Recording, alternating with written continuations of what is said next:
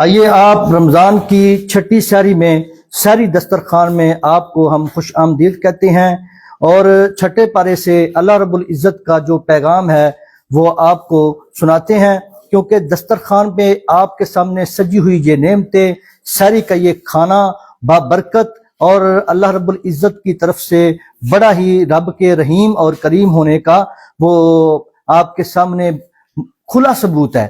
اور سب سے بڑھ کر یہ بات ہے کہ اللہ رب العزت ہمیں بن مانگے عطا فرماتے ہیں۔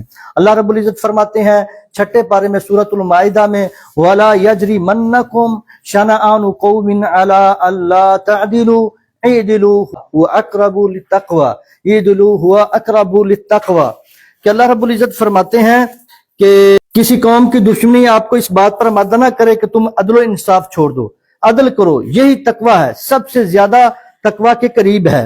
اور انصاف صرف عدالتوں میں نہیں ہے، انصاف اپنے لہجوں میں، اپنے فیصلوں میں، اپنے دسترخوان میں، اپنے پڑوسیوں کے ساتھ، اپنی اولاد میں ہے۔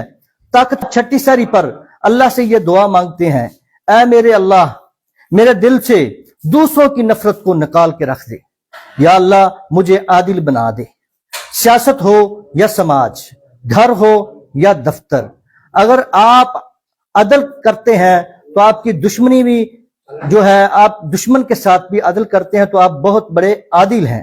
اگر آپ کی دشمنی، آپ کی مخالفت وہ آپ کو عدل کے آڑے میں آڑے ہے تو پھر سمجھ لو کہ آپ کے اصلاح کی ضرورت ہے۔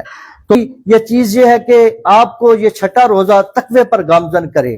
عدل کی طاقت دشمن کے ساتھ بھی انصاف کرنے پر عام آدمی کو مومن بنا دیتی ہے، اور میرے پیغمبر صلی اللہ علیہ وسلم نے دشمنوں کے ساتھ بھی عدل کر کے ایک مثال قائم کی ہے۔ تو سحری دسترخوان سے پیغام جو ہے، چھٹا روزہ آپ کو مبارک ہو۔ آج کی سحری کا عہد کیا ہے؟ سچائی اور انصاف کے ساتھ چاہیے، سامنے کوئی بھی ہو۔ تقویٰ صرف بھوکا رہنے کا نام نہیں ہے، تقویٰ اللہ رب العزت کے ڈر اور ہر چیز میں مساوات اور عدل کا نام ہے۔ تقویٰ اپنے فیصلوں میں اللہ سے ڈرنے کا نام ہے۔